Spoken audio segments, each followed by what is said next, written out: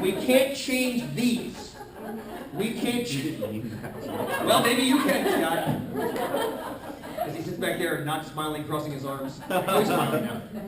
No, here's the deal. You can't change these. It's kind of like Chuck-a-Luck. It's kind of like Chuck-a-Luck. You are not allowed to change how the dice fall. All you can change is how much you pay when they fall certain ways. That's what we're talking about here. So if you go back to this computation, watch this, friends. Second, enter. If you press second and then enter, it recalls the last thing you typed in. Kind of slick, kind of slick. Now you can go up and change it. So let's go change this to a negative 150. And let's change this guy to 99,850. Right? That would be essentially giving the $100 back that we were overcharging them to make that negative average. Does that make sense? Is that fair? Okay. There, zeroes out.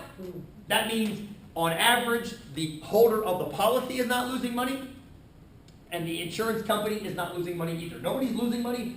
Conversely, nobody's gaining money. The executives aren't gaining any, so they won't allow it. Well, now hang to it. Let's be careful. Let's be careful. All we know is, on average, nobody's making or losing money. Why this is important is the actuaries for the insurance companies know we cannot charge less than $150 on a policy, or we're going to start losing money from our bottom line.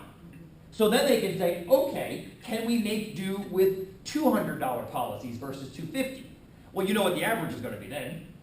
It's going to be a negative 50 because you've gone halfway between the 150 and 250. Then it's up to the actuaries to decide, is that enough income to cover the cost you have to cover? This is why they get paid 6 figures to sit in the cubicle all day long, because they have to work that kind of stuff out. And if they don't do it right, they get fired. So I mean, but that's the idea, is that they play with, and this is just, think about it. This is 1 year, one policy for one age group, one gender. Think about all the different policies out there. When you go online to do insurance quotes, you have those drop-down menus. What's your gender? What's your age? What's your geographic region? Are you a smoker or not? Every single time you change one of those, it changes these. It changes these numbers right here. And you get a whole new average and a whole new distribution. And that's why I wanted to play with deal or no deal, because that actually gives us a perfect example of actually getting in there and seeing how that happens. So those guys in the cubicles are coming up with the averages of living or dying, or they're coming up with the end? They're coming up with this. The living and dying is a function of a government database. Oh, okay. That's based on historical records. Okay. But once you have that, they can futz with this. Yeah. And that changes how this comes out. Yeah. Mm-hmm.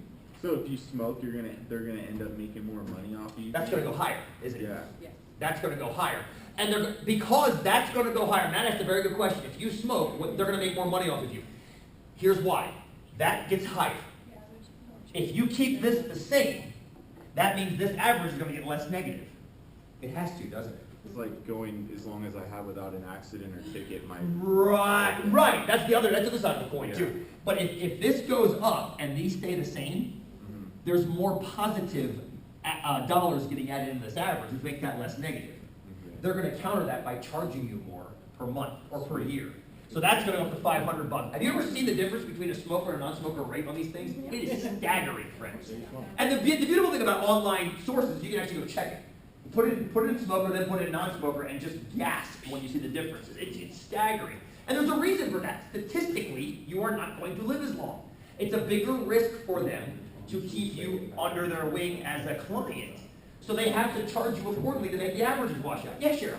Just imagine how you do that without you fancy calculator. Dude, staggering. Wait to see deal or no deal. It's freaking awesome. But as I was setting it up, I was like, holy shit, there's no way you would want to do this without a spreadsheet.